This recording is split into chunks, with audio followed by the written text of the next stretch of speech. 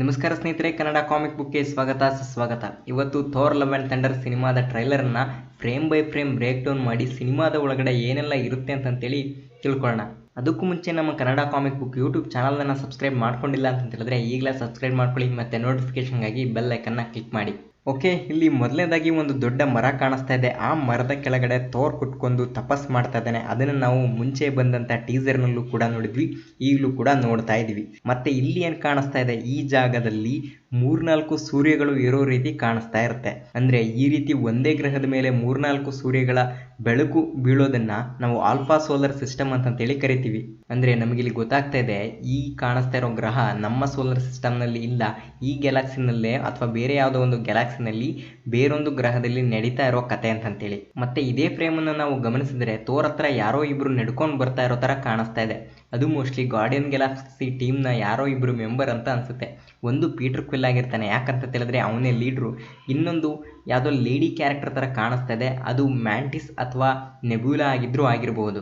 ಇನ್ನು ನೆಕ್ಸ್ಟ್ ಆ ಗ್ರಹದಲ್ಲಿರೋ ಕೆಲವು ಮಕ್ಕಳುಗಳನ್ನು ಕೂರಿಸ್ಕೊಂಡ್ಬಿಟ್ಟು ಕೋರ್ಗ್ ಕಥೆಯನ್ನು ಹೇಳ್ತಾ ಇದ್ದಾನೆ. ಅದು ಥೋರ್ನ ಬಗ್ಗೆ. ಥೋರನ್ನು ಗ್ರೇಟ್ ಅಂತಂತೇಳಿ ಬಿಂಬಿಸೋ ಪ್ರಯತ್ನ ಮಾಡ್ತಾ ಇದ್ದಾನೆ. ಮತ್ತೆ ಅವನ ಬ್ಯಾಕ್ಗ್ರೌಂಡ್ನಲ್ಲೂ ಕೂಡ ಒಂದು ಗುಡ್ಡದ ಮೇಲೆ ಮರ ಕಾಣಿಸ್ತಾ ಇದೆ. ಅದು ನೋಡೋದಕ್ಕೆ ಲಾಸ್ಟ್ ಸೀನಲ್ಲಿ ನೋಡಿದ್ವಲ್ಲ, ಸೇಮ್ ಅದೇ ಪ್ಲೇಸ್ ಥರ ಕಾಣಿಸ್ತಾ ಇದೆ. ಮತ್ತೆ ಇಲ್ಲಿ ಕಾಣಿಸ್ತಾ ಇರೋಂಥ ಮಕ್ಕಳು ಅಥವಾ ದೊಡ್ಡವರು ಇವರೆಲ್ಲರೂ ಕೂಡ ನೀಲಿ ಕಲರ್ನಲ್ಲಿ ಇದ್ದಾರೆ. ನಾವಿದುವರೆಗೂ ಮಾರ್ವೆಲ್ ಸಿನಿಮ್ಯಾಟಿಕ್ ಯೂನಿವರ್ಸ್ನಲ್ಲಿ ನೋಡಿರೋ ಪ್ರಕಾರ ನೀಲಿ ಕಲರ್ಗೆ ಕಾಣಿಸುವಂಥ ಜನಗಳು ಕ್ಯಾಪ್ಟನ್ ಮಾರ್ವೆಲ್ ಸಿನಿಮಾದಲ್ಲಿ ನೋಡಿದ್ವಿ. ಅಲ್ಲಿ ಆ ನೀಲಿ ಕಲರ್ಗೆ ಕಾಣಿಸುವಂಥ ಜನಗಳನ್ನು ಕ್ರೀಗಳಂತಂತೇಳಿ ಕರೀತಾ ಇದ್ರು. ಅವರು ಟೆಕ್ನಾಲಜಿಯಲ್ಲಿ ತುಂಬ ಅಡ್ವಾನ್ಸ್ಡ್ ಆಗಿ ಇರ್ತಾ ಇದ್ರು. ಆದರೆ ಈ ಟ್ರೈಲರ್ನಲ್ಲಿ ತೋರಿಸ್ತಾ ಇರೋಂಥ ಈ ಜನಗಳು ಗುಡ್ಡಗಾಡಿನಲ್ಲಿ ವಾಸ ಮಾಡುವಂಥ ಒಂದು ಬುಡಕಟ್ಟು ಜನಾಂಗದ ಥರ ಕಾಣಿಸ್ತಾ ಇದ್ದಾರೆ. ಈ ಥರ ನೀಲಿ ಬಣ್ಣಕ್ಕೆ ಕಾಣಿಸುವಂಥ ಬುಡಕಟ್ಟು ಜನಾಂಗದಿಂದ ಒಬ್ಬ ಸೂಪರ್ ಹೀರೋ ಕ್ರಿಯೇಟ್ ಆಗಿರುವಂಥ ಯಾವುದಾದ್ರೂ ಒಂದು ಕ್ಯಾರೆಕ್ಟರ್ ಇದೆ ಅಂತಂತ ಹೇಳಿದ್ರೆ ಅದು ಯಾಂಡು ಉಡಾಂಡ. ಇವನು ಅದೇ ಗುಂಪಿನ ಜನಕ್ಕೆ ಸೇರಿರಬೇಕು. ಮತ್ತು ಈ ಬುಡಕಟ್ಟು ಜನರನ್ನು ಝಾಟೋನ್ ಟ್ರೈಬ್ಸ್ ಅಂತೇಳಿ ಕರಿತಾ ಇರ್ತಾರೆ. ಮತ್ತು ಇದೇ ಫ್ರೇಮ್ಸ್ಗಳನ್ನು ಗಮನಿಸಿದಾಗ ಅಲ್ಲಲ್ಲಿ ಬೆಂಕಿ ಹತ್ಕೊಂಡಿದೆ. ಮತ್ತು ಇದೇ ಜನಾಂಗದವರು ಕೆಲವರು ಸತ್ತು ಬಿದ್ದಿರೋ ರೀತಿ ತೋರಿಸ್ತಾ ಇದ್ದಾರೆ. ಅಂದರೆ ಯಾವುದೋ ಈ ಜಾಗದ ಮೇಲೆ ಅಟ್ಯಾಕ್ ಮಾಡಿದ್ದಾರೆ ಅಂತ ಅನಿಸುತ್ತೆ. ಅದಕ್ಕೋಸ್ಕರ ಇವ್ರನ್ನ ಕಾಪಾಡೋದಕ್ಕೋಸ್ಕರನೇ ಥೋರ್ ಅವನ ಮೈ ಮೇಲೆ ಹೆಚ್ಕೊಂಡಿದ್ದಂಥ ಶಾಲುವನ್ನು ಬಿಸಾಕ್ಬಿಟ್ಟು ಆ ಸ್ಟೋನ್ ಬ್ರೇಕರ್ನ ಪವರನ್ನು ರಿಲೀಸ್ ಮಾಡ್ತಾ ಇದ್ದಾನೆ. ಮತ್ತು ಇಲ್ಲಿ ಥೋರ್ ಬ್ರೌನ್ ಕಲರ್ ಜಾಕೆಟನ್ನು ಹಾಕ್ಕೊಂಡಿದ್ದಾನೆ. ಈ ಬ್ರೌನ್ ಕಲರ್ ಜಾಕೆಟ್ ಹಾಕೊಂಡಿರೋಂಥ ಥೋರನ್ನು ಥಂಡರ್ ಸ್ಟ್ರೈಕ್ ಥೋರ್ ಅಂತಂತೇಳಿ ಕಾಮಿಕ್ಸ್ನಲ್ಲಿ ಕರೀತಾರೆ. ಆದರೆ ಅವನು ವಿತ್ ಆರ್ಮರ್ ಈ ಜಾಕೆಟನ್ನು ಹಾಕ್ಕೊಂಡಿರ್ತಾನೆ. ಆದರೆ ಇಲ್ಲಿ ಥೋರ್ಗೆ ಆರ್ಮರ್ ಇರೋದಿಲ್ಲ, ಹಂಗೇನೆ ಆ ಜಾಕೆಟನ್ನು ಹಾಕ್ಕೊಂಡಿದ್ದಾನೆ. ಹಾಗಾದರೆ ಈ ಬ್ರೌನ್ ಕಲರ್ ಜಾಕೆಟನ್ನು ರ್ಯಾವೇಜರ್ಸ್ಗಳು ಕೂಡ ಹಾಕ್ಕೊಳ್ತಾ ಇರ್ತಾರೆ. ಅಂದರೆ ಗಾರ್ಡಿಯನ್ ಆಫ್ ದ ಗ್ಯಾಲಾಕ್ಸಿ 1 ಮತ್ತು 2 ಈ ಸಿನಿಮಾಗಳಲ್ಲಿ ಕಾಣಿಸ್ಕೊಳತ್ತಲ್ಲ ರ್ಯಾವೇಜರ್ ಟೀಮ್, ಅದೇ ಟೀಮ್ನಲ್ಲಿ ಈ ಥರದ ಬ್ರೌನ್ ಕಲರ್ ಜಾಕೆಟನ್ನು ಹಾಕ್ಕೊಳ್ತಿರ್ತಾರೆ. ಆದರೆ ಅವರೆಲ್ಲರ ಜಾಕೆಟ್ನ ಮೇಲೆ ರ್ಯಾವೇಜರ್ನ ಲೋಗೋ ಇರುತ್ತೆ. ಆದರೆ ಈ ಜಾಕೆಟ್ನ ಮೇಲೆ ಅದು ಕಾಣಿಸ್ತಾ ಇಲ್ಲ. ಹಾಗೆ ನಿಮಗೆ ಈ ವಿಡಿಯೋದ ಸ್ಪಾನ್ಸರ್ನ ಬಗ್ಗೆನೂ ತಿಳಿಸ್ಬೇಕಾಗಿತ್ತು. ನೀವೆಲ್ಲರೂ ಫ್ಯೂಚರ್ ಫಿಲಮನ್ನು ನೋಡೋದಕ್ಕೋಸ್ಕರ Amazon prime, Netflix, Hotstar, Voot, ZEE5 ಈ ಥರದ OTTಗಳನ್ನೆಲ್ಲ ಯೂಸ್ ಮಾಡ್ತಾ ಇರ್ತೀರ. ಆದರೆ ನಿಮ್ಗೆ ಯಾವಾಗಾದರೂ ಶಾರ್ಟ್ ಟೈಮ್ ಸಿಕ್ಕಿದಾಗ ಶಾರ್ಟ್ ಫಿಲಮನ್ನು ನೋಡಬೇಕು ಅಂತಂತ ಅನಿಸುತ್ತೆ. ಅದಕ್ಕೋಸ್ಕರ ಒಂದು ಪರ್ಟಿಕ್ಯುಲರ್ ಆಗಿರೋ OTT ಅಪ್ಲಿಕೇಶನ್ ಯಾವುದು ಇಲ್ವಲ್ಲಪ್ಪ ಅಂತಂತ ಅನಿಸುತ್ತೆ ಅಲ್ವಾ? ಆದರೆ ಈಗ ಆ ಚಿಂತೆನ ಬಿಟ್ಬಿಡಿ. ಅದಕ್ಕಂತಾನೆ ಎಸ್ಫ್ರೂಟ್ ಅನ್ನೋ ಒಂದು OTT ಪ್ಲ್ಯಾಟ್ಫಾರ್ಮ್ ಬಂದಿದೆ.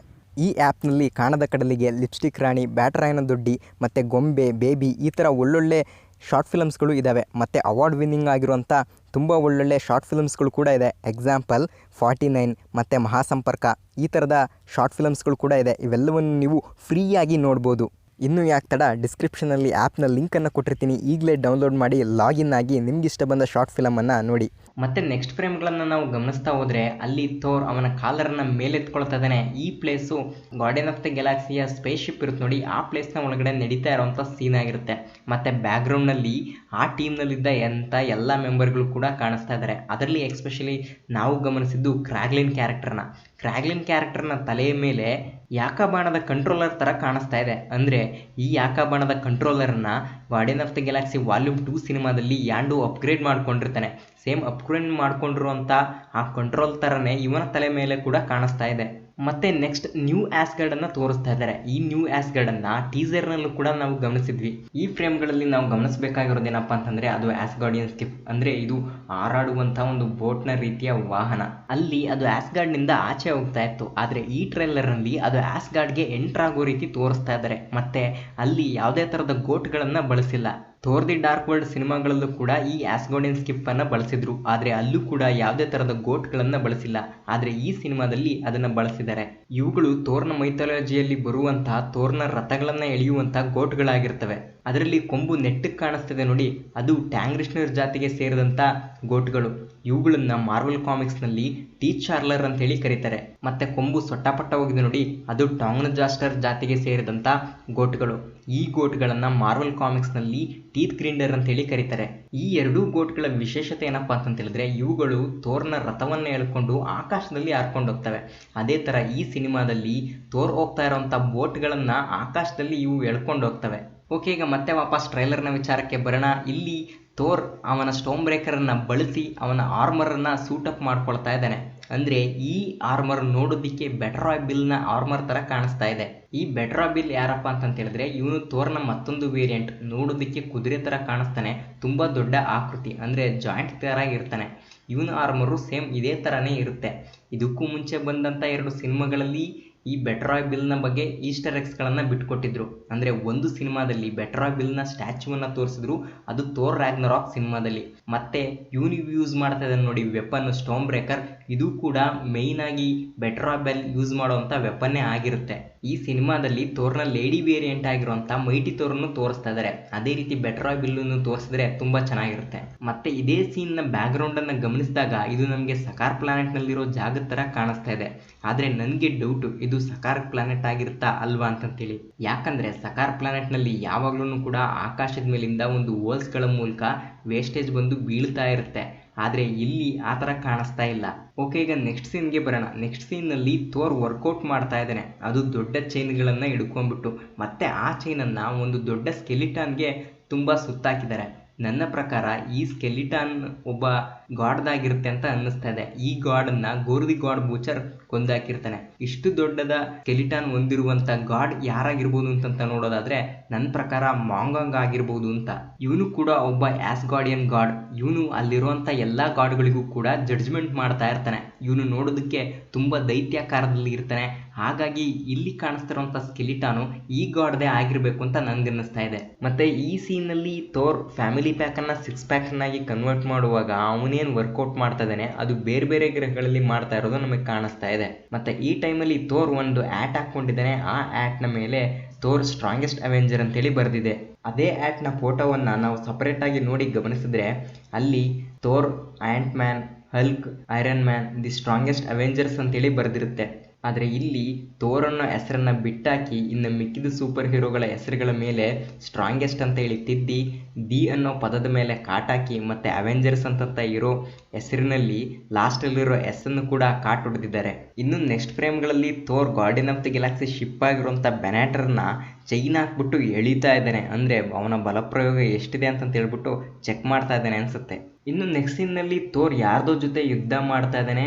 ಆ ಜಾಗ ನೋಡೋದಕ್ಕೆ ಮನುಷ್ಯರು ವಾಸವಾಗಿರೋ ಜಾಗದ ಥರನೇ ಇದೆ. ಅಂದರೆ ಇದು ನ್ಯೂ ಆಸ್ಗಾರ್ಡ್ ಆಗಿದ್ರೂ ಆಗಿರ್ಬೋದು. ಮತ್ತೆ ಇವನು ಯುದ್ಧ ಮಾಡ್ತಾ ಇರೋದು ಗೋರ್ನ ಸೈನ್ಯ ಜೊತೆ ಅಂತ ಅನ್ಸುತ್ತೆ. ಅಂದರೆ ಈ ಸೈನ್ಯನ ಬೆರ್ಸರ್ಕರ್ಗಳ ಸೈನ್ಯ ಅಂತಂತೇಳಿ ಕರೆಯುತ್ತೆ. ಅಂದರೆ ಯಾವ ರೀತಿ ಥ್ಯಾನೋಸ್ ಹತ್ರ ಚಿಟೋರಿ ಸೈನ್ಯ ಮತ್ತು ಕ್ರೀಗಳ ಸೈನ್ಯ ಇರುತ್ತೆ, ಅದೇ ರೀತಿ ಇದು ಕೂಡ ಬೆರ್ಸರ್ಕರ್ಗಳ ಸೈನ್ಯ ಅಂತಂತೇಳಿ ಕರೀತಾರೆ. ಮತ್ತೆ ಅದೇ ಸೀನ್ನಲ್ಲಿ ಒಡೆದೋಗಿರುವಂಥ ಮ್ಯೂಲ್ನೆರು ಮತ್ತೆ ವಾಪಸ್ ಬಂದು ಕೂಡ್ಕೊಂಡಿದೆ. ಅವನು ಆಸೆಯಿಂದ ಮ್ಯೂಲ್ನೆರ್ ಅಂತಂತೇಳಿ ಅದನ್ನು ಹಿಡ್ಕೊಳಕ್ ಹೋದಾಗ ಅದು ಅವನ ಕೈಗೆ ಸಿಗದೆ ಹೋಗಿ ಮೈಟಿ ಥೋರ್ನ ಕೈಗೆ ಸಿಕ್ಬಿಡುತ್ತೆ. ಅದು ಜೇನ್ ಫಾಸ್ಟರ್ ಆಗಿರ್ತಾಳೆ. ಅವಳನ್ನ ನೋಡಿ ಥೋರ್ಗೆ ಆಶ್ಚರ್ಯ ಆಗೋಗ್ಬಿಡುತ್ತೆ. ಈ ಸೀನನ್ನು ನಾವು ಗಮನಿಸಿದಾಗ ಇಲ್ಲಿ ಥೋರ್ ಹಾಕ್ಕೊಂಡಿರೋಂಥ ಸೂಟೇ ಬೇರೆ, ಮತ್ತು ಅವನು ಜೈನ್ ಅಂತ ಹೇಳಿ ಆಶ್ಚರ್ಯ ಪಡ್ತಾನಲ್ಲ ಅವಾಗ ಹಾಕ್ಕೊಂಡಿರೋಂಥ ಸೂಟೇ ಬೇರೆ. ಮತ್ತು ಆ ಟೈಮಲ್ಲಿ ಅವನಿಗೆ ಹೆಲ್ಮೆಟ್ ಕೂಡ ಎಕ್ಸ್ಟ್ರಾ ಸೇರ್ಕೊಂಡ್ಬಿಟ್ಟಿದೆ. ಆದರೆ ಸ್ಟಾರ್ಟಿಂಗಲ್ಲಿ ಮೈಟಿ ಥೋರನ್ನು ತೋರಿಸಿದಾಗ ಅವಳ ತಲೆಯಲ್ಲಿ ಹೆಲ್ಮೆಟ್ ಇರುತ್ತೆ. ಆದರೆ ನೆಕ್ಸ್ಟ್ ಟೈಮ್ ಜೇನ್ ಫಾಸ್ಟರ್ ಅಂತಂತೇಳಿ ಅವನು ಆಶ್ಚರ್ಯ ಪಟ್ಕೊಳ್ತಾನಲ್ಲ ಆ ಟೈಮಲ್ಲಿ ಅವಳ ತಲೆ ಮೇಲೆ ಹೆಲ್ಮೆಟ್ ಇರೋದಿಲ್ಲ. ಇದೇನು ಎಡಿಟಿಂಗ್ ಮಿಸ್ಟೇಕೋ ಅಥವಾ ಆಡಿಯನ್ಸ್ಗಳು ಕನ್ಫ್ಯೂಸ್ ಆಗಲಿ ಅಂತಂತೇಳಿ ಮಾರ್ವೆಲ್ ಅವರು ಬೇಕಂತಾನೆ ಮಾಡಿದಾರೋ ಗೊತ್ತಾಗ್ತಾ ಇಲ್ಲ. ಆದರೆ ಈ ಸೀನ್ನಲ್ಲಿ ಥೋರ್ ಹಾಕ್ಕೊಂಡಿದ್ದ ನೋಡಿ ಸೂಟು, ಅದು ಥೋರ್ 2099 ವರ್ಷನ್ ಬಳಸ್ತಾ ಇರ್ತಾನೆ. ಅಂದರೆ ಅವನು ಫ್ಯೂಚರ್ನಲ್ಲಿರುವಂಥ ಥೋರ್. ಆದರೆ ಇದೊಂದೇ ಸೀನ್ನಲ್ಲಿ ತೋರಿಸೋವಂಥ ಈ 2 ಸೂಟ್ಗಳು ಕೂಡ ನಮ್ಮ ಪ್ರೆಸೆಂಟ್ ಥೋರ್ನದ್ದು ಅಲ್ವೇ ಅಲ್ಲ. ಆದರೆ ಯಾಕೆ ಇದನ್ನು ಈ ಟ್ರೈಲರ್ನ ಒಳಗಡೆ ತಂದಿದ್ದಾರೆ ಅಥವಾ ಇದು ಸಿನಿಮಾದ ಒಳಗಡೆ ಇದೇ ರೀತಿ ಇರುತ್ತಾ ಗೊತ್ತಿಲ್ಲ. ಇನ್ನು ನೆಕ್ಸ್ಟ್ ಸೀನ್ನಲ್ಲಿ ವ್ಯಾಲ್ಕರಿ ಕುದುರೆ ಮೇಲೆ ಯಾರೋ ಹಾರ್ಕೊಂಡು ಬರ್ತಾ ಇರೋ ಥರ ತೋರಿಸ್ತಾ ಇದ್ದಾರೆ. ಅದು ಖಂಡಿತ ವ್ಯಾಲ್ಕರಿ ಆಗಿರೋದಕ್ಕೆ ಸಾಧ್ಯ ಇಲ್ಲ. ಯಾಕೆಂತ ಹೇಳಿದ್ರೆ ಅವರ ತಲೆ ಮೇಲೆ ಹೆಲ್ಮೆಟ್ ಇರೋ ಥರ ಕಾಣಿಸ್ತದೆ. ವ್ಯಾಲ್ಕರಿ ಯಾವತ್ತೂ ಕೂಡ ತಲೆಗೆ ಯಾವುದೇ ಥರದ ಹೆಲ್ಮೆಟ್ ಆಗಲಿ ಅದಕ್ಕೆ ಆರ್ಮರ್ ರೀತಿ ಬಳಸ್ಕೊಳ್ಳೋದೇ ಇಲ್ಲ. ನನ್ನ ಪ್ರಕಾರ ಅದು ಜೇನ್ ಫಾಸ್ಟರೇ ಆಗಿರ್ತಾರೆ ಅಂತ ಅನ್ನಿಸ್ತಾ ಇದೆ. ಯಾಕೆಂತ ಹೇಳಿದ್ರೆ ಜೇನ್ ಫಾಸ್ಟರ್ ಕೂಡ ಅವಳ ತಲೆಗೆ ಹೆಲ್ಮೆಟನ್ನು ಬಳಸ್ತಾ ಇದ್ದಾರೆ. ಅದು ಕೂಡ ನೋಡೋದಕ್ಕೆ ಈ ವೈಟ್ ಕಲರ್ ಹೆಲ್ಮೆಟ್ ಥರನೇ ಕಾಣಿಸ್ತಾ ಇದೆ. ಇನ್ನು ಇದೇ ಫ್ರೇಮ್ನಲ್ಲಿ ಕೆಳಗಡೆ ಗಮನಿಸಿದ್ರೆ ಗೋಲ್ಡ್ ಕಲರ್ಗೆ ಏನೋ ಎಲಿಮೆಂಟ್ಗಳು ಕಾಣಿಸ್ತಾ ಇದೆ. ನನ್ನ ಪ್ರಕಾರ ಇದು ನೆಕ್ಸ್ಟ್ ಫ್ರೇಮ್ನಲ್ಲಿ ಆ ಮೈಟಿ ಥೋರ್ ಕೆಳಗಡೆ ಇಳಿದಾಗ ಅಲ್ಲಿ ಏನು ಸ್ಟ್ಯಾಚ್ಯೂಗಳು ಕಾಣಿಸ್ತವೆ ಅದೇ ಸ್ಟ್ಯಾಚ್ಯೂ ಆಗಿರುತ್ತೆ ಅಂತ ಅನ್ನಿಸ್ತಾ ಇದೆ. ಅಂದರೆ ಆ ಜಾಗಕ್ಕೆ ಇಲ್ಲಿ ಮೈಟಿ ಥೋರ್ ವಾಲ್ಕರಿಗೆ ಕುದುರೆಗಳನ್ನು ಬಳಸಿ ಹಾರ್ಕೊಂಡು ಬರ್ತಾಳೆ ಅಂತ ಅನಿಸುತ್ತೆ. ಮತ್ತೆ ಈ ಸೀನ್ಗಳನ್ನು ತೋರಿಸ್ಬೇಕಾದ್ರೇನೆ ಥೋರ್ ಮತ್ತೆ ಕೋರ್ಗ್ ಜನಗಳ ನಡುವೆ ನಿಂತಿದ್ದಾರೆ. ಆ ಜನಗಳು ಅಳ್ತಾ ಇದ್ದಾರೆ. ಮತ್ತೆ ಕೋರ್ಗ್ ಮತ್ತೆ ಥೋರ್ ಇವರಿಬ್ರು ಕೂಡ ತುಂಬಾ ಸೈಲೆಂಟ್ ಆಗಿದ್ದಾರೆ. ಅವರು ತುಂಬಾ ಡಲ್ ಆಗಿದ್ದಾರೆ. ಅಂದ್ರೆ ಇಲ್ಲಿ ಯಾವುದೋ ಟ್ರಾಜಿಡಿ ನಡೆಯುತ್ತೆ ಅಂತ ಅನ್ನಿಸ್ತಾ ಇದೆ. ನನ್ನ ಪ್ರಕಾರ ಇದು ಜೇನ್ ಫಾಸ್ಟರ್ನ ಕ್ಯಾನ್ಸರ್ನ ಇಶ್ಯೂನೇ ಆಗಿರ್ಬೋದು ಅಂತ ಅನ್ಸುತ್ತೆ. ಯಾಕಂತ ಹೇಳಿದ್ರೆ ಕಾಮಿಕ್ಸ್ನಲ್ಲಿ ಜೇನ್ ಫಾಸ್ಟರ್ ಅವ್ರಿಗೆ ಕ್ಯಾನ್ಸರ್ ಇರುತ್ತೆ. ಆದ್ರೂ ಕೂಡ ಅವರು ಮೈಟಿ ಥೋರ್ ಆಗಿರ್ತಾರೆ. ಯಾವಾಗ ಅವರು ಥೋರ್ನ ಎನಿಮೀಸ್ಗಳನ್ನೆಲ್ಲ ಫಿನಿಶ್ ಮಾಡಾಕ್ತಾರೋ ಆಗ ಅವರು ಕ್ಯಾನ್ಸರ್ನಿಂದ ಸತ್ತೋಗ್ಬಿಡ್ತಾರೆ. ಒಂದು ವೇಳೆ ಏನಾದರೂ ಇಲ್ಲೂ ಕೂಡ ಅದೇ ರೀತಿ ನಡೆದ್ಬಿಟ್ರೆ ಯಾಕೆ ಬೇಕು, ನಾವ್ಯಾಕೆ ಅಪಶಕನ ಹಾಕೋದು? ನೋಡೋಣ ಸಿನಿಮಾ ಬಂದಾಗ ಯಾವ ಥರ ಇರುತ್ತೆ ಅಂತ. ಹಾಗೆ ಇಲ್ಲಿ ನಿಮ್ಗೊಂದು ವಿಷಯ ಹೇಳಬೇಕಾಗಿತ್ತು ಮತ್ತು ಸಾರಿನೂ ಕೇಳಬೇಕಾಗಿತ್ತು. ಏನಂತ ಹೇಳಿದ್ರೆ ಕಳೆದ ಟೀಸರ್ನ ನಾನು ರಿವ್ಯೂ ಮಾಡುವಂಥ ಟೈಮಲ್ಲಿ ಜೇನ್ ಫಾಸ್ಟರ್ನ ಆರಿಜಿನ್ ಸ್ಟೋರಿಯನ್ನು ತಪ್ಪಾಗಿ ಹೇಳ್ಬಿಟ್ಟಿದ್ದೆ. ಯಾವುದೋ ಮನೆ ಹಾಳು ವೆಬ್ಸೈಟ್ನ ಮಾತು ಕಟ್ಕೊಂಡ್ಬಿಟ್ಟು ಫ್ಯಾನ್ ಥಿಯರಿಯನ್ನೇ ಆರಿಜಿನ್ ಸ್ಟೋರಿ ಅಂತ ಅಂದ್ಕೊಂಡ್ಬಿಟ್ಟು ನಿಮಗೆ ತಪ್ಪಾಗಿರೋ ಮಾಹಿತಿಯನ್ನು ಕೊಟ್ಟಿದ್ದೆ. ನೆಕ್ಸ್ಟ್ ವಿಡಿಯೋದಲ್ಲಿ ನಿಮಗೆ ಜೇನ್ ಫಾಸ್ಟರ್ನ ಆರಿಜಿನ್ ಸ್ಟೋರಿಯನ್ನು ಆ್ಯಸ್ ಎ ಕಾಮಿಕ್ ಬುಕ್ ಯಾವ ಥರ ಇತ್ತೋ ಅದೇ ರೀತಿ ಹೇಳ್ತೀನಿ. ಓಕೆ, ಈಗ ಮತ್ತೆ ಟ್ರೈಲರ್ನ ವಿಚಾರಕ್ಕೆ ಬರೋಣ. ಈ ಟ್ರೈಲರ್ನಲ್ಲಿ ನೆಕ್ಸ್ಟ್ ಫ್ರೇಮ್ಗಳಲ್ಲಿ ಜೇನ್ ಫಾಸ್ಟರ್ ಮತ್ತು ಥೋರ್ ಇಬ್ಬರು ಮಾತಾಡ್ಕೊಳ್ತಾ ಇದ್ದಾರೆ. ಅವರಿಬ್ಬರು ಮೀಟಾಗಿ ಎಷ್ಟು ದಿನಗಳಾಗಿತ್ತು ಅನ್ನೋದ್ರ ಬಗ್ಗೆ ಡಿಸ್ಕಸ್ ಮಾಡ್ಕೊಳ್ತಾ ಇದ್ದಾರೆ. ಇಲ್ಲಿ ಜೇನ್ ಫಾಸ್ಟರ್ನ ಪ್ರಕಾರ ಬರೀ 3-4 ವರ್ಷ ಆಗಿದೆ ಇವರಿಬ್ಬರು ಬ್ರೇಕಪ್ ಮಾಡ್ಕೊಂಡ್ಬಿಟ್ಟು. ಆದರೆ ಥೋರ್ ನಿಜವಾದ ಲೆಕ್ಕ ಇಟ್ಟಿದ್ದಾನೆ, ಅದು 8 ವರ್ಷ 7 ತಿಂಗಳು 6 ದಿನ. ಅಂದರೆ ಥೋರ್ ಲೆಕ್ಕ ಇಟ್ಟಿರೋ ದಿನಗಳಿಗೂ ಮತ್ತು ಜೇನ್ ಫಾಸ್ಟರ್ ಹೇಳ್ತಾ ಇರೋ ದಿನಗಳಿಗೂ ಬರೋಬ್ಬರಿ 5 ವರ್ಷಗಳ ಕಾಲ ಗ್ಯಾಪ್ ಬರ್ತಾ ಇದೆ. ಅಂದರೆ ಈ 5 ವರ್ಷಗಳ ಕಾಲ ಜೇನ್ ಫಾಸ್ಟರ್ ಥ್ಯಾನೋಸ್ ಮಾಡಿದಂಥ ಬ್ಲಿಪ್ನಿಂದ ಮಾಯ ಆಗಿದ್ರೂ ಆಗಿರ್ಬೋದು. ಅಂದರೆ ವಾಪಸ್ ಬಂದಾಗ ಅವಳಿಗೆ ಗೊತ್ತಾಗಿರೋದಿಲ್ಲ ಆಲ್ರೆಡಿ 5 ವರ್ಷ ಕಳೆದೋಗಿರುತ್ತೆ ಅಂತ. ಸೇಮ್ ಇದೇ ಥರದ ಅನುಭವ ಎಲೆನಾಗೂ ಆಗಿರುತ್ತೆ. ಅವಳ ಫ್ರೆಂಡ್ ಮನೆಗೆ ಹೋಗಿ ಮೀಟಾಗಿ ಜಸ್ಟ್ ಫೇಸ್ ವಾಶ್ ಮಾಡಿಕೊಂಡು ಬಿಡುವಂಥ ಟೈಮಲ್ಲೇ 5 ವರ್ಷ ಕಳೆದೋಗಿರುತ್ತೆ ಬ್ಲಿಪ್ನಿಂದ.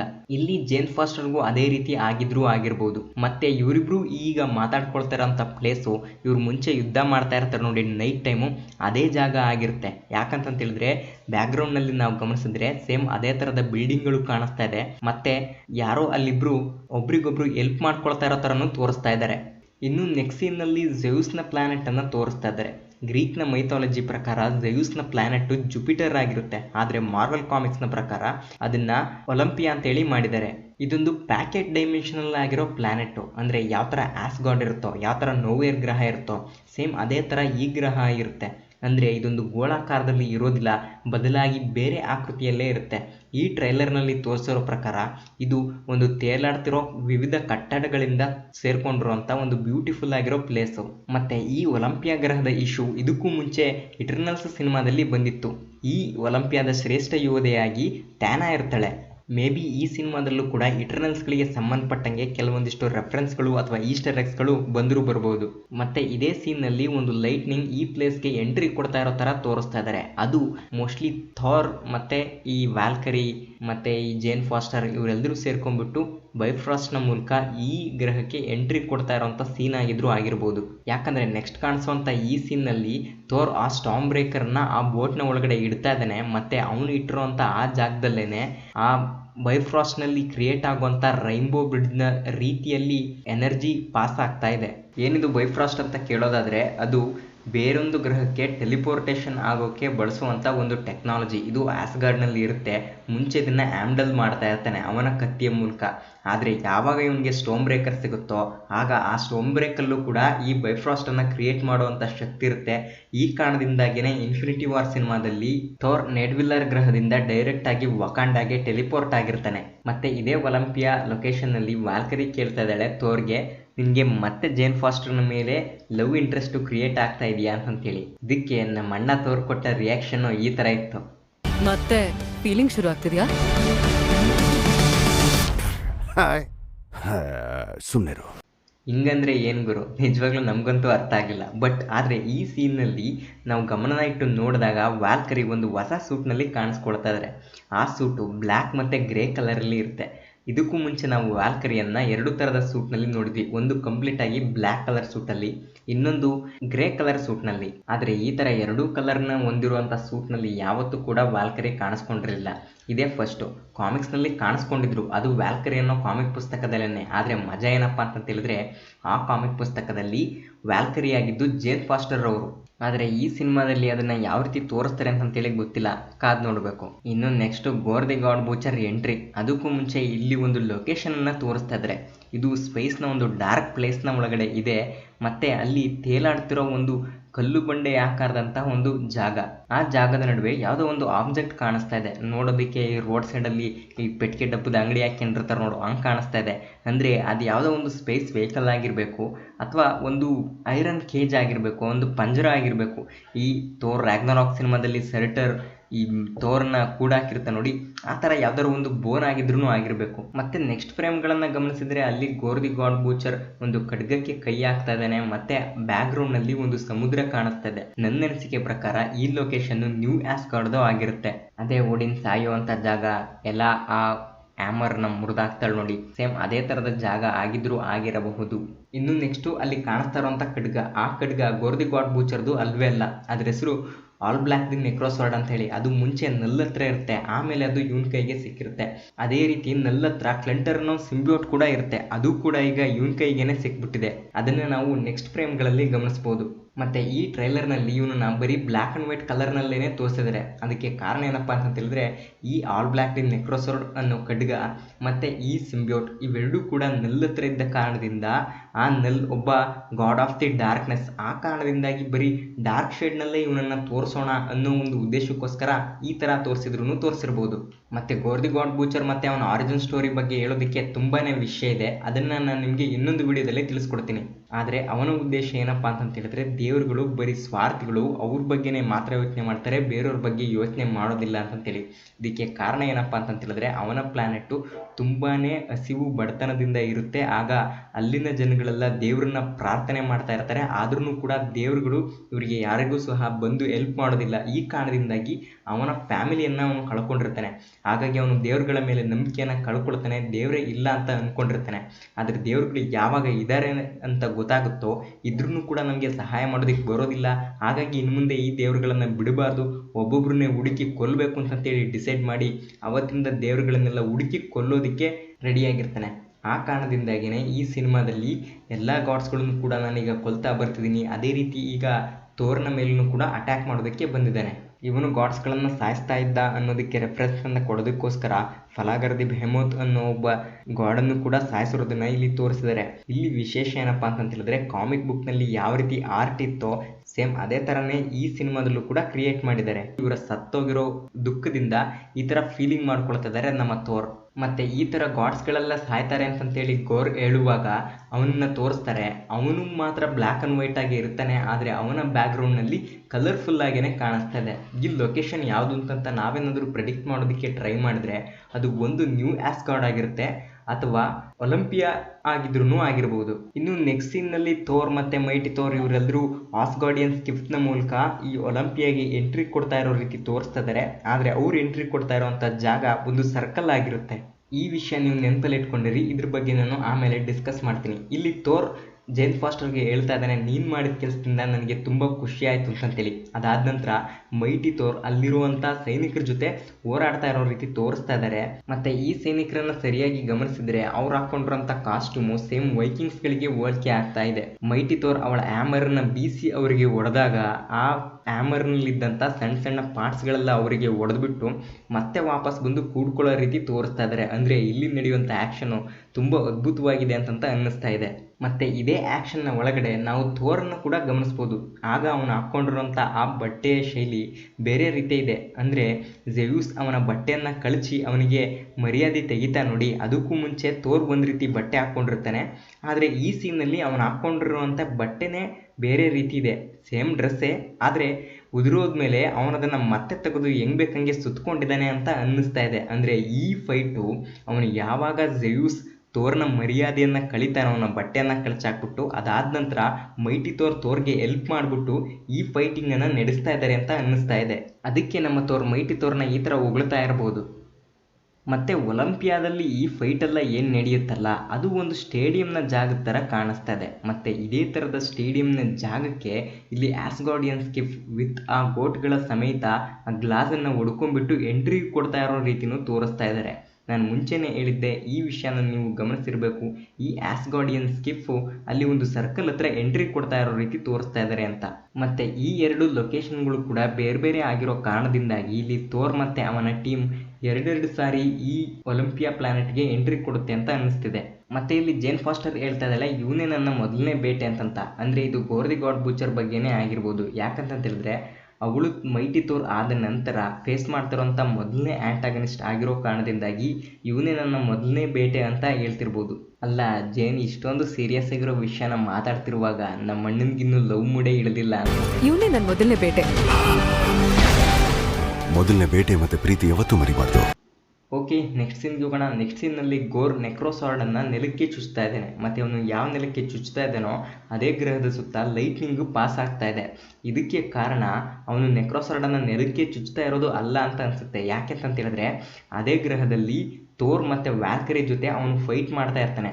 ಆ ಟೈಮಲ್ಲಿ ಥೋರ್ನ ಸ್ಟೋನ್ ಬ್ರೇಕರ್ನಿಂದ ಬಂದಂಥ ಆ ಲೈಟ್ನಿಂಗ್ ಎನರ್ಜಿ ಆ ಗ್ರಹದ ಸುತ್ತ ಈ ಥರ ಸುತ್ಕೊಂಡಿರ್ಬೋದು. ಯಾಕಂದರೆ ಸ್ಟೋನ್ ಬ್ರೇಕರಿಂದ ಆಗಿರ್ಬೋದು ಅಥವಾ ಮ್ಯೋಲ್ನರಿಂದ ಆಗಿರ್ಬೋದು ಅದರಿಂದ ಬರುವಂಥ ಆ ಲೈಟ್ನಿಂಗ್ ಏನಿರುತ್ತೆ ಸೇಮ್ ಇದೇ ಥರದ ಎಫೆಕ್ಟನ್ನು ಹೊಂದಿರುತ್ತೆ. ಮತ್ತು ಇದೇ ಸೀನಲ್ಲಿ ಗೋರ್ನ ಜೊತೆ ವ್ಯಾಲ್ಕರಿ ಕೂಡ ಹೊಡೆದಾಡ್ತಾ ಇರ್ತಾಳೆ. ಆದರೆ ಅವಳ ಕೈಯಲ್ಲಿ ಜೆವ್ಸ್ನ ವೆಪನ್ ಇರುತ್ತೆ. ಈ ವೆಪನ್ ಹೆಸರು ಥಂಡರ್ ಬೋಲ್ಟ್ ಅಂತೇಳಿ. ಈ ವೆಪನ್ ಕೂಡ ಲೈಟ್ನಿಂಗನ್ನು ಕ್ರಿಯೇಟ್ ಮಾಡುತ್ತೆ. ಆದರೆ ಅದನ್ನು ಎಲ್ಲೂ ಕೂಡ ಟ್ರೈಲರ್ನಲ್ಲಿ ನಾವು ತೋರಿಸಿಲ್ಲ. ಬಟ್ ಈ ಜೆವ್ಸ್ ಎಷ್ಟೊಂದು ಪವರ್ಫುಲ್ ಆಗಿರೋ ಲೈಟ್ನಿಂಗನ್ನು ಕ್ರಿಯೇಟ್ ಮಾಡ್ತಾನೆ ಅಂತ ನೀವು ನೋಡ್ಬೇಕಂತ ಹೇಳಿದ್ರೆ ಒಂದ್ಸರಿ ಝ್ಯಾಕ್ ಸ್ನೈಡರ್ ಜಸ್ಟಿಸ್ ಲೀಗ್ ಸಿನಿಮಾನ ನೋಡಿ, ಅಲ್ಲಿ ಗೊತ್ತಾಗುತ್ತೆ ಜೆವ್ಸ್ನ ಪವರ್ ಏನು ಅಂತಂತ. ಆದರೆ ಅಲ್ಲಿ ಕಾಣಿಸುವಂಥ ಜೆವ್ಸು ಈ ಥಂಡರ್ ಬೋಲ್ಟನ್ನು ಯೂಸ್ ಮಾಡ್ತಾ ಇರೋದಿಲ್ಲ. ಬರೀ ಕೈಯಿಂದಾನೆ ಲೈಟ್ನಿಂಗನ್ನು ಕ್ರಿಯೇಟ್ ಮಾಡಿ ಬಿಡ್ತಾ ಇರ್ತಾನೆ. ವಾಟ್ ಎವರ್, ಹೆಂಗೆ ಯೂಸ್ ಮಾಡ್ಕೊಂಡ್ರೆ ನಮಗೇನು ಗುರು, ಗ್ರೀಕ್ ಮೈಥಾಲಜಿ ಕ್ಯಾರೆಕ್ಟ್ರು ಅದನ್ನು DC ಮತ್ತು ಮಾರ್ವೆಲ್ ಇಬ್ಬರು ಯೂಸ್ ಮಾಡ್ಕೊಳ್ತಾ ಇದ್ದಾರೆ. ನಮಗೇನು, ನಾವು ಸುಮ್ಮನೆ ನೋಡ್ತಾ ಇದ್ದೀವಿ ಅಷ್ಟೇ. ಆದರೆ ಒಂದು ಡೌಟ್ ಅಷ್ಟೇ, ಈ ವೆಪನ್ನು ವ್ಯಾಲ್ಕರಿ ಹತ್ರ ಹೆಂಗೆ ಬಂತು ಅಂತಂತೇಳಿ. ಒಂದು, ಜೆವ್ಸೇ ಈ ವೆಪನನ್ನು ವ್ಯಾಲ್ಕರಿಗೆ ಕೊಟ್ಟಿರಬೇಕು, ಇಲ್ಲ ಜೆವ್ಸನ್ನು ಕೊಂದಾದ ನಂತರ ವ್ಯಾಲ್ಕರಿ ಇದನ್ನು ತಗೊಂಡಿರಬೇಕು. ಎರಡರಲ್ಲಿ ಯಾವ್ದಾರು ಒಂದು ಆಗಿರುತ್ತೆ. ಮತ್ತು ಈ ಫೈಟ್ ಸೀನ್ ಏನು ಬರುತ್ತಲ್ಲ ಅಲ್ಲಿ ವ್ಯಾಲ್ಕರಿ ಮತ್ತು ಗೋರ್ ಇಬ್ಬರು ಕೂಡ ಜಗಳ ಮಾಡ್ಕೊಳ್ತಿರುವಾಗ ಬ್ಯಾಕ್ಗ್ರೌಂಡ್ನಲ್ಲಿ ಅಲ್ಲಿ ಎದ್ದಿರುವಂಥ ಧೂಳಾಗಿರ್ಬೋದು ಕಲ್ಲುಗಳಾಗಿರ್ಬೋದು ಹಂಗೆ ತೇಲಾಡ್ತಾ ಇದೆ. ಅಂದರೆ ಇವ್ರು ಯುದ್ಧ ಮಾಡುವಂಥ ಬರ್ಸಕ್ಕೆ ಆ ಗ್ರಹ ಗ್ರಾವಿಟಿಯನ್ನು ಕಳ್ಕೊಂಡಿರಬೇಕು. ಮತ್ತು ಈ ಆ್ಯಕ್ಷನನ್ನು ತೋರಿಸುವಾಗ ಗೋರ್ ಒಂದು ಡೈಲಾಗನ್ನು ಹೇಳ್ತಾನೆ. ಅದು ಈ ರೀತಿ ಇದೆ, ನೀನು ನಾನು ಕೊಂದು ಹಾಕಿರೋ ಬೇರೆ ದೇವರುಗಳ ಥರ ಅಲ್ಲ, ನೀನು ವಿರುದ್ಧ ಹೋರಾಡೋದ್ರಲ್ಲಿ ಅರ್ಥ ಇದೆ. ಆ್ಯಕ್ಚುಲಿ ಇದನ್ನು ಹೇಳೋದಕ್ಕೆ ಕಾರಣ ಏನಪ್ಪ ಅಂತ ಹೇಳಿದ್ರೆ, ಒಂದು ಥೋರ್ ವರ್ತಿಯಾಗಿರ್ತಾನೆ, ತುಂಬ ಒಳ್ಳೆಯವನಾಗಿರ್ತಾನೆ, ಅದರಿಂದ ಇವನು ಈ ಥರ ಹೇಳ್ತಾ ಇರ್ಬೋದು. ಇಲ್ಲ ಇನ್ನೊಂದೇನಾಗಿರುತ್ತೆ ಅಂತ ಹೇಳಿದ್ರೆ ಥೋರ್ ಸತತ 5,000 ವರ್ಷಗಳ ಕಾಲ ಬದುಕಿರಲೇಬೇಕು ಅನ್ನೋದು ವಿಧಿ. ಆ ಕಾರಣದಿಂದಾಗಿ ಗೋರ್ ಇವನನ್ನು ಸಾಯಿಸೋದಕ್ಕೆ ಆಗ್ತಾ ಇರೋದಿಲ್ಲ. ಈ ಕಾರಣದಿಂದಾಗಿನೇ ಅವನು ಈ ಮಾತನ್ನ ಹೇಳಿರ್ಬೋದು. ಮತ್ತೆ ನೆಕ್ಸ್ಟ್ ಸೀನ್ನಲ್ಲಿ ನಿಬ್ಯುಲಾ ಮತ್ತೆ ಡ್ರಾಕ್ಸ್ ಅವರ ವೆಪನ್ಗಳಿಂದ ಶೂಟ್ ಮಾಡ್ತಾ ಇರೋ ಥರ ತೋರಿಸ್ತಾ ಇದ್ದಾರೆ. ಮೇ ಬಿ ಈ ಸಿಚುವೇಶನ್ನು ಸ್ಟಾರ್ಟಿಂಗಲ್ಲಿ ಥೋರ್ನ ತೋರಿಸ್ತಿದ್ರಲ್ಲ, ಯಾಂಡುವಿನ ಗ್ರಹ ಸೆಂಚುರಿ 4 ಆ ಗ್ರಹದಲ್ಲಿ ನಡೀತಾ ಇರೋ ಯುದ್ಧದ ಬಗ್ಗೆ ಆಗಿರ್ಬೋದು. ಅಲ್ಲಿ ಥೋರ್ ಯಾರ ಜೊತೆ ಯುದ್ಧ ಮಾಡ್ತಾ ಇರ್ತಾನೋ ಅವರಿಗೆ ಇವರಿಬ್ರು ಹೆಲ್ಪ್ ಮಾಡ್ತಾ ಈ ಥರ ಶೂಟ್ ಮಾಡ್ತಾ ಇರ್ಬೋದು. ಮತ್ತೆ ಇಲ್ಲಿ ನೆಕ್ಸ್ಟ್ ಸೀನನ್ನು ಗಮನಿಸೋದಾದರೆ ಅಲ್ಲಿ ಮೈಟಿ ಥೋರ್ ಅವಳ ಹ್ಯಾಮರನ್ನು ಮೇಲೆತ್ಬಿಟ್ಟು ಲೈಟ್ನಿಂಗನ್ನು ರಿಲೀಸ್ ಮಾಡ್ತಾ ಇದ್ದಾಳೆ. ಅವಳ ಬ್ಯಾಕ್ಗ್ರೌಂಡ್ನಲ್ಲಿ ಕೆಲವೊಂದಿಷ್ಟು ಸ್ಟ್ಯಾಚ್ಯೂಗಳಿದೆ. ಆ ಸ್ಟ್ಯಾಚ್ಯೂ ಯಾರ್ದಾರ್ದು ಅಂತ ಹೇಳ್ಬಿಟ್ಟು ಪ್ರೆಡಿಕ್ಟ್ ಮಾಡೋದಕ್ಕೆ ಟ್ರೈ ಮಾಡೋಣ. ಅದರಲ್ಲಿ ಮೊದಲನೇದಾಗಿ ನೋಡೋದಾದರೆ ಅಲ್ಲೊಂದು ಸ್ಕೆಲಿಟನ್ ಕಾಣಿಸ್ತಾ ಇದೆ. ಸ್ಕೆಲಿಟನ್ನ ತಲೆ ಮೇಲೆ ಒಂದು ಕವರ್ ಮಾಡ್ಕೊಂಡಿರೋ ರೀತಿ ಇದೆ. ಈ ಕ್ಯಾರೆಕ್ಟರ್ನ ನೋಡೋದಾದರೆ ನಮಗೆ ರೆಡ್ ಸ್ಕಲ್ನ ರೀತಿ ಕಾಣಿಸ್ತಾ ಇದೆ. ಬಟ್ ಅವನ ಸ್ಟ್ಯಾಚ್ಯೂ ಯಾಕೆ ಕ್ರಿಯೇಟ್ ಮಾಡ್ತಾರೆ ಗುರು? ಅವನೊಬ್ಬ ಶಾಪಗ್ರಸ್ತ. ಅವನು ನೋವೇರ್ ಗ್ರಹದಲ್ಲಿ ಈ ಸೋಲ್ ಸ್ಟೋನನ್ನು ಕಾಯ್ಕೊಂಡಿದ್ದಾನೆ. ಹಾಗಾದರೆ ಗೋಸ್ಟ್ ರೈಡರ್ ಅಂತಂತ ನೋಡೋದಾದರೆ ಗೋಸ್ಟ್ ರೈಡರ್ ಆಗಿರೋದಕ್ಕೆ ಚಾನ್ಸ್ ಇಲ್ಲ. ಯಾಕೆಂತ ಹೇಳಿದ್ರೆ ಅವನು ಯಾವಾಗಲೂ ಕೂಡ ಫ್ಲೇಮಲ್ಲೇ ಇರ್ತಾನೆ. ಅದು ಅಲ್ಲದೆ ಅವನು ತಲೆ ಮೇಲೆ ಕವರ್ ಮಾಡ್ಕೊಳ್ಳೋದಿಲ್ಲ. ಇನ್ನು ಮೂರನೇದಾಗಿ ಬರೋದು ಡೆತ್ ಕ್ಯಾರೆಕ್ಟ್ರು. ಇದು ಕಾಸ್ಮಿಕ್ ಎಂಟಿಟೀಸ್ ಮೇಲೆ ಬೇಸ್ ಆಗಿರುವಂಥ ಕ್ಯಾರೆಕ್ಟ್ರು. ಮತ್ತು ಈ ಕ್ಯಾರೆಕ್ಟರ್ನೇ ಟ್ಯಾನೋಸ್ ಲವ್ ಮಾಡ್ತಾ ಇರ್ತಾನೆ. ಬಟ್ ಅದನ್ನ ಮಾರ್ವೆಲ್ ಸಿನಿಮ್ಯಾಟಿಕ್ ಯೂನಿವರ್ಸ್ನಲ್ಲಿ ತೋರಿಸಿಲ್ಲ, ಬಟ್ ಕಾಮಿಕ್ಸ್ನಲ್ಲಿ ಇದೆ. ಇನ್ನು ಎರಡನೇ ಸ್ಟ್ಯಾಚ್ಯೂ ನೋಡೋದಕ್ಕೆ ಅಷ್ಟು ಕ್ಲಿಯರ್ ಆಗಿ ಕಾಣಿಸ್ತಾ ಇಲ್ಲ. ಮುಖ ಒಂದು ರೀತಿ ವಿಕಾರವಾಗಿ ಇದ್ದಂಗಿದೆ, ಜೊತೆಗೆ ಗಡ್ಡ ಇದೆ. ಮುಖ ಅಷ್ಟೊಂದು ಸರಿಯಾಗಿ ಕಾಣಿಸ್ತಾ ಇಲ್ಲ. ಅಂತಂದರೆ ಮುಖ ವಿಕಾರವಾಗಿ ಕಾಣಿಸ್ತಾ ಇದೆ ಅಂತ ಹೇಳಿದ್ರೆ ಅದು ಲಾರ್ಡ್ ಕಿಯೋಸ್ ಆಗಿದ್ರೂ ಆಗಿರ್ಬೋದು. ಆದರೆ ಲಾರ್ಡ್ ಕಿಯೋಸ್ಗೆ ಗಡ್ಡ ಇರೋದಿಲ್ಲ, ಬಟ್ ಇಲ್ಲಿ ಗಡ್ಡ ಇರೋ ರೀತಿ ತೋರಿಸ್ತಾ ಇದ್ದಾರೆ. ಅದು ಮೋಸ್ಟ್ಲಿ ಇಯೋನ್ ಆಗಿದ್ರೂ ಆಗಿರ್ಬೋದು. ಇಯೋನ್ಗೆ ಕೆನ್ನೆ ಮೇಲೆ ಕಣ್ಣಿರುತ್ತೆ, ಬಟ್ ಆ ಕಾರಣದಿಂದಾಗೇನೆ ಇಲ್ಲಿ ಅದು ವಿಚಿತ್ರವಾಗಿ ಕಾಣಿಸ್ತಾ ಇರ್ಬೋದು, ಗೊತ್ತಿಲ್ಲ. ಇದನ್ನ ಸಿನಿಮಾದಲ್ಲಿ ಯಾವ ಥರ ಎಕ್ಸ್ಪ್ಲೈನ್ ಮಾಡ್ತಾರೆ ಅಂತ. ಇನ್ನು ಮೂರನೇ ಕ್ಯಾರೆಕ್ಟರ್ ನೋಡೋದಾದ್ರೆ ತಲೆ ಗುಂಡಾಗಿದೆ ಮತ್ತೆ ನೋಡೋದಕ್ಕೆ ಲೇಡಿ ಕ್ಯಾರೆಕ್ಟರ್ ಥರ ಕಾಣಿಸ್ತಾ ಇದೆ. ನನ್ನ ಪ್ರಕಾರ ಈ ಕ್ಯಾರೆಕ್ಟರು ಇನ್ಫಿನಿಟಿ ಆಗಿದ್ರೂ ಆಗಿರ್ಬೋದು. ಯಾಕಂತ ಹೇಳಿದ್ರೆ ಮುಂಚೆ ನೋಡಿದಂಥ 2 ಕ್ಯಾರೆಕ್ಟರ್ಗಳು ಕೂಡ ಕಾಸ್ಮಿಕ್ ಎಂಟಿಟೀಸ್ಗೆ ಸಂಬಂಧಪಟ್ಟಿರುವಂಥ ಕ್ಯಾರೆಕ್ಟರ್ಗಳು. ಅದರಲ್ಲಿ ಮೇಯ್ನ್ ಆಗಿ ಡೆತ್ ಕಾಸ್ಮಿಕ್ ಎಂಟಿಟೀಸಲ್ಲಿ ಮೇಯ್ನ್ ಆಗಿ ಒಬ್ಬರಾಗಿರ್ತಾರೆ, ಮತ್ತು ಈ ಇನ್ಫಿನಿಟಿ ಕೂಡ ಒಬ್ಬರಾಗಿರ್ತಾರೆ. ಈ ಕಾಸ್ಮಿಕ್ ಎಂಟಿಟೀಸಲ್ಲಿ ಮೇಯ್ನ್ ಆಗಿ 4 ಮೆಂಬರ್ಸ್ಗಳು ಬರ್ತಾರೆ. ಅದರಲ್ಲಿ ಮೊದಲನೇದಾಗಿ ಡೆತ್ ಆದರೆ, ಎರಡನೇದಾಗಿ ಇನ್ಫಿನಿಟಿ, ಮತ್ತು ಇನ್ಫಿನಿಟಿಯ ಬ್ರದರ್ ಒಬ್ಬರು ಇರ್ತಾರೆ, ಅವರೇ ಇಟರ್ನಿಟಿ, ಮತ್ತು ಇವ್ರುಗಳ ಜೊತೆಗೆ ಎಂಟ್ರೋಪಿ ಒಬ್ಬರು. ಈ 4 ಜನ ಮೇನ್ ಕಾಸ್ಮಿಕ್ ಎಂಟಿಟೀಸ್ಗಳು. ಮತ್ತು ಇಲ್ಲಿ ನೆಕ್ಸ್ಟ್ ಕಾಣ್ತಾ ಇರುವಂಥ ಸ್ಟ್ಯಾಚ್ಯೂನು ಕೂಡ ನೋಡೋದಕ್ಕೆ ಸೇಮ್ ಇಟರ್ನಿಟಿ ಥರನೇ ಕಾಣಿಸ್ತಾ ಇದೆ. ಆ ದೊಡ್ಡ ಕಾಲರು, ಆ ಬೋಳು ತಲೆ ಬುಲ್ಡೆ, ಹಾಗಂತ 100% ಹೇಳೋಕ್ಕಾಗಲ್ಲ, ನೋಡೋದಕ್ಕೆ ಸ್ವಲ್ಪ ವಾಚರ್ನ ಥರನೂ ಕಾಣಿಸ್ತಾ ಇದ್ದಾರೆ. ಇನ್ನು ಕೊನೆಯದಾಗಿ ಕಾಣಿಸ್ತಾ ಇರುವಂಥ ಈ ಸ್ಟ್ಯಾಚ್ಯೂ 3 ತಲೆಗಳು ಇರೋ ರೀತಿ ಕಾಣಿಸ್ತಾ ಇದೆ. ಅಂದರೆ ಇದು ಲಿವಿಂಗ್ ಟ್ರಿಬ್ಯೂನಲ್ಲೇ ಆಗಿರ್ತಾನೆ 100%. ಯಾಕಂತ ಹೇಳಿದ್ರೆ ಈ ಲಿವಿಂಗ್ ಟ್ರಿಬ್ಯೂನಲ್ನ ಬಗ್ಗೆ ಆಲ್ರೆಡಿ ಲೋಕಿ ಸೀರೀಸ್ನಲ್ಲಿ ಮತ್ತು ಮಲ್ಟಿವರ್ಸ್ ಆಫ್ ದಿ ಮ್ಯಾಡ್ನೆಸ್ ಸಿನಿಮಾದಲ್ಲಿ ಈಸ್ಟರ್ ಎಗ್ಸನ್ನು ಬಿಟ್ಕೊಟ್ಟಿದ್ರು. ಈಗ ಈ ಸಿನಿಮಾದಲ್ಲೂ ಅದೇ ರೀತಿ ಮಾಡ್ತಾ ಇದ್ದಾರೆ ಅಂತ ಅನ್ನಿಸ್ತಿದೆ. ಮತ್ತು ಈ ಸೀನ್ನಲ್ಲಿ ಕಾಣಿಸ್ತಾ ಇರುವಂಥ ಎಲ್ಲ ಸ್ಟ್ಯಾಚ್ಯೂಗಳ ಕ್ಯಾರೆಕ್ಟರ್ಗಳಿಗೂ ಕೂಡ ಕಾಸ್ಮಿಕ್ ಬೀಯಿಂಗ್ಸ್ಗಳನ್ನು ಕ್ರಿಯೇಟ್ ಮಾಡಬಲ್ಲಂಥ ಕೆಪಾಸಿಟಿ ಇರುತ್ತೆ. ಅಂದರೆ ಥೋರ್ನ ಮ್ಯೋಲ್ನರ್ನಲ್ಲಿ ಇರೋ ಥಂಡರ್ ಅಂದರೆ ಲೈಟ್ನಿಂಗ್, ಅದನ್ನು ಕೂಡ ವಾಪಸ್ ಕ್ರಿಯೇಟ್ ಮಾಡಬಲ್ಲಂಥ ಕೆಪಾಸಿಟಿ ಇವ್ರಿಗೆ ಇದೆ. ಅಂದರೆ ಇವರಿಂದಾನೇ ಜೇನ್ ಫಾಸ್ಟರ್ ಆಯ್ಕೆಯಾಗಿ ಇಲ್ಲಿ ಮೈಟಿ ಥೋರ್ ಆಗಿದ್ರೂ ಆಗಿರ್ಬೋದು. ಇದು ಜಸ್ಟ್ ನನ್ನ ಥಿಯರಿ ಅಷ್ಟೇ, ಬಟ್ ಕಾಮಿಕ್ಸ್ನಲ್ಲಿ ಈ ಮ್ಯೋಲ್ನರ್ರೇ ಜೇನ್ ಫಾಸ್ಟರ್ನ ಆಯ್ಕೆ ಮಾಡ್ಕೊಂಡಿರುತ್ತೆ ಮೈಟಿ ಥೋರ್ ಆಗಬೇಕು ಅಂತ. ಓಕೆ, ಇದನ್ನೆಲ್ಲ ಸಿನಿಮಾದಲ್ಲಿ ಯಾವ ಥರ ತೋರಿಸ್ತಾರೆ ಅಂತ ಗೊತ್ತಿಲ್ಲ, ಸಿನಿಮಾ ಬಂದಾದ್ಮೇಲೆ ಕಾದು ನೋಡೋಣ. ಇನ್ನು ನೆಕ್ಸ್ಟ್ ಸೀನನ್ನು ಗಮನಿಸೋದಾದರೆ ಇಲ್ಲಿ ಥೋರ್ನ ಮರ್ಯಾದೆಯನ್ನು ಝೆಯುಸ್ ಕಳೆದ್ಬಿಡ್ತಾನೆ. ಈ ಸೀನ್ನ ಬಗ್ಗೆ ಆಲ್ರೆಡಿ ನಾವು ಡಿಸ್ಕಸನ್ನು ಮಾಡಿದ್ವಿ. ಆದರೆ ಇಲ್ಲಿ ನಾವು ಗಮನಿಸಬೇಕಾಗಿರೋ ಅಂಶ ಏನಪ್ಪ ಅಂತ ಹೇಳಿದ್ರೆ ಜೇನ್ ಫಾಸ್ಟರ್ ಆಗಿರ್ಬೋದು, ವ್ಯಾಲ್ಕರಿ ಆಗಿರ್ಬೋದು, ಅಥವಾ ಕೋರ್ಗ್ ಆಗಿರ್ಬೋದು, ಇವ್ರು 3 ಜನನು ಕೂಡ ಮಾರುವೇಷದಲ್ಲಿ ಇದ್ದಾರೆ ಅಂತ ನಮಗೆ ಗೊತ್ತಾಗ್ತಾ ಇದೆ. ಪಾಪ ಥೋರ್, ಅವನು ಕೂಡ ಮಾರುವೇಷದಲ್ಲಿದ್ದರೂ ಕೂಡ ಅವನೊಬ್ಬನೇ ಸಿಗಾಕೊಂಡ್ಬಿಟ್ಟಿದ್ದಾನೆ. ಬಟ್ ಅವನು ಹಾಕೊಂಡಿರೋ ಕಾಸ್ಟ್ಯೂಮು ಕಳಚಿ ಬಿದ್ದಾಗ ಅವನ ಬೆನ್ನಿಂದೆ ಲೋಕಿಯ ಕಿರೀಟ ಇರುತ್ತೆ ನೋಡಿ, ಆ ಕಿರೀಟದ ಟ್ಯಾಟೂ ಇದೆ. ಇದು ಲೋಕಿಗೆ ಟ್ರಿಬ್ಯೂಟನ್ನು ಕೊಡ್ತಾ ಇರ್ಬೋದು, ಅಥವಾ ಲೋಕಿಯ ನೆನಪಿಗೋಸ್ಕರ ಥೋರ್ ಇದನ್ನು ಬೆನ್ನಿಗೆ ಹಾಕ್ಸ್ಕೊಂಡಿರ್ಬೋದು. ಇನ್ನು ಫೈನಲ್ ಆಗಿ ಕೊನೆ ಕ್ಲಿಪ್ನಲ್ಲಿ ಥೋರ್ ಯಾರ್ದೋ ಮೇಲೆ ಅಟ್ಯಾಕ್ ಮಾಡ್ತಾ ಇದ್ದಾನೆ. ಈ ಸೀನ್ ಯಾವುದಾಗಿರುತ್ತೆ ಅಂತಂದರೆ ಸ್ಟಾರ್ಟಿಂಗ್ನಲ್ಲೇ ಹೇಳಿದ್ನಲ್ಲ, ಈ ಅಂಡುಗ್ರಹ ಸೆಂಚುರಿ 4 ಅಂತೇಳಿ, ಆ ಗ್ರಹದಲ್ಲಿ ನಡೀತಾ ಇರೋ ಯುದ್ಧದ ಬಗ್ಗೆನೇ ಆಗಿರುತ್ತೆ. ಬಟ್ ಇವನು ಯಾರ ಮೇಲೆ ಅಟ್ಯಾಕ್ ಮಾಡ್ತಿದ್ದಾನೆ ಅಂತ ನೋಡೋದಾದರೆ ಯಾವುದೋ ಒಂದು ಸಣ್ಣ ಸ್ಪೇಸ್ಶಿಪ್ ಥರ ಕಾಣಿಸ್ತಾ ಇದೆ. ಮತ್ತು ಅದರೊಳಗಿರೋ ಆಕೃತಿಗಳು ಕೂಡ ನಾರ್ಮಲ್ ಹ್ಯೂಮನ್ಸ್ಗಳಿಗಿನ್ನ ಸ್ವಲ್ಪ ಸಣ್ಣದಾಗಿಯೇ ಕಾಣಿಸ್ತಾ ಇದ್ದಾರೆ. ನನ್ನ ಪ್ರಕಾರ ಇವರು ಟ್ರೋಲ್ಸ್ಗಳಾಗಿದ್ರೂ ಆಗಿರ್ಬೋದು. ಅಂದರೆ ಟ್ರೋಲರ್ಸ್ಗಳಲ್ಲರಪ್ಪ, ಮತ್ತು ಟ್ರೋಲರ್ಸ್ಗಳೆಲ್ಲ ಸೇರ್ಕೊಂಡ್ಬಿಟ್ಟು ನನಗೆ ಗ್ರೂಪ್ಗೆ ಬಿಟ್ಟಿರಾ ಟ್ರೋಲ್ಸ್ ಅಂತ ಹೇಳಿದ್ರೆ ಇದು ಮಾರ್ವಲ್ ಕಾಮಿಕ್ಸ್ನಲ್ಲಿ ಬರುವಂಥ ಒನ್ ಆಫ್ ದಿ ಕ್ಯಾರೆಕ್ಟರ್ಸ್ಗಳು. ಇದನ್ನು ನಮಗೆ ಇಟರ್ನಲ್ಸ್ ಸಿನಿಮಾದ ಪೋಸ್ಟ್ ಕ್ರೆಡಿಟ್ ಸೀನ್ನಲ್ಲಿ ತೋರಿಸಿದ್ರಲ್ಲ ಪಿಪ್ಟ್ರೋಲ್ ಅಂತ, ನಾನು ಅವರ ಜನಾಂಗದ ಬಗ್ಗೆ ಮಾತಾಡ್ತಾ ಇದ್ದೀನಿ ಅಷ್ಟೇ. ಇದಿಷ್ಟು ಥೋರ್ ಲವ್ ಆ್ಯಂಡ್ ಥಂಡರ್ ಸಿನಿಮಾದ frame by frame break down ಆಗಿತ್ತು. ಈ ವಿಡಿಯೋ ಬರೋದು ಲೇಟ್ ಆಗಿದೆ, ಅದಕ್ಕೋಸ್ಕರ ನಾನು ಕ್ಷಮೆ ಕೇಳ್ತಾ ಇದ್ದೀನಿ. ಬಟ್ ಆದರೆ ಅದಕ್ಕೊಂದು ರೀಸನ್ ಇದೆ. ಏನಪ್ಪ ಅಂತ ಹೇಳಿದ್ರೆ ಮುಂಗಾರು ಶುರುವಾಗಿದ್ದ ಕಾರಣದಿಂದಾಗಿ ಜಮೀನಲ್ಲಿ ತುಂಬ ಕೆಲಸ ಇತ್ತು, ಹಾಗಾಗಿ ವಿಡಿಯೋ ಮಾಡೋದು ಕೂಡ ತಡ ಆಯಿತು. ಬಟ್ ಈ ವಿಡಿಯೋನ ನೀವೆಲ್ಲರೂ ಎಂಜಾಯ್ ಮಾಡಿದಿರಾ ಅಂತ ಅಂದ್ಕೊಳ್ತೀನಿ. ವಿಡಿಯೋ ಏನಾದರೂ ನಿಮಗೆ ಇಷ್ಟ ಆಗಿದ್ರೆ ಒಂದು ಲೈಕ್ ಮಾಡಿ, ಇನ್ನೂ ಇಷ್ಟ ಆಗಿತ್ತು ಅಂತ ಹೇಳಿದ್ರೆ ಒಂದು ಶೇರ್ ಮಾಡಿ, ಮತ್ತು ನಿಮ್ಮ ಅನಿಸಿಕೆಗಳನ್ನು ಕಮೆಂಟ್ನಲ್ಲಿ ಕಮೆಂಟ್ ಮಾಡೋದನ್ನು ಮಾತ್ರ ಮರಿಲೇಬೇಡಿ. ಮ್ಯೋಲ್ನರ್ನಲ್ಲಿ ಹೊಡಿತಿರೋ ಅಥವಾ ಸ್ಟೋನ್ ಬ್ರೇಕರ್ನಲ್ಲಿ ಹೊಡಿತಿರೋ ಗೊತ್ತಿಲ್ಲ, ಆದರೆ ಸಬ್ಸ್ಕ್ರೈಬ್ ಅಂತ ಇರೋ ಬಟನ್ನು ಸಬ್ಸ್ಕ್ರೈಬ್ಡ್ ಅಂತ ಆಗಬೇಕು ಅಷ್ಟೇ. ಹಾಗೆ ಎಸ್ಫ್ರೂಟ್ ಆ್ಯಪನ್ನು ಕೂಡ ಇನ್ಸ್ಟಾಲ್ ಮಾಡ್ಕೊಳ್ಳಿ, ಡಿಸ್ಕ್ರಿಪ್ಷನಲ್ಲಿ ಲಿಂಕನ್ನು ಕೊಟ್ಟಿರ್ತೀನಿ. ಇದು ಶಾರ್ಟ್ ಫಿಲ್ಮ್ಗಳಿಗಂತಾನೆ ಮಾಡಿರುವಂಥ ಒಂದು ಯುನಿಕ್ ಆಗಿರೋ OTT ಪ್ಲ್ಯಾಟ್ಫಾರ್ಮ್, ಕಂಪ್ಲೀಟಾಗಿ ಫ್ರೀ ಮತ್ತು ಮೇಡ್ ಇನ್ ಇಂಡಿಯಾ. ಮತ್ತೆ ಮುಂದಿನ ವಿಡಿಯೋದಲ್ಲಿ ಸಿಗೋಣ. ವಿಡಿಯೋ ನೋಡಿದ್ದಕ್ಕಾಗಿ ಧನ್ಯವಾದಗಳು.